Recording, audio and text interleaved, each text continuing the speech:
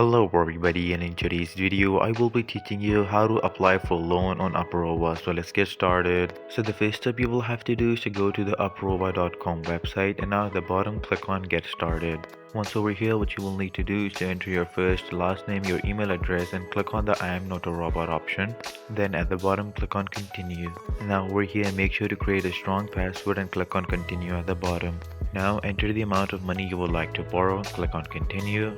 Now here they will ask you if you're in the military, and over here choose your specific option and then click on continue. And over here they will ask you for your phone number, your cell phone, and also your date of birth, and just click on continue. Now over here enter your home address on the field provided and make sure to enter all of the information and then just click on continue. Now you will be asked for your social security number for your verification, so just type it over here and click on continue. And then just follow the on-screen instructions. For example, they will ask you for your employment status, also the length of your job. They will also ask for your employer and also your monthly income. Then they will ask you for your pay frequency and also how do you get paid. Then just enter your routing number, your account number, and also your bank name. And then just agree to the terms of services and find your rate. And there you go. If you guys found this video helpful, make sure to leave a like and subscribe to our channel. I'll see you all in the next one. Goodbye.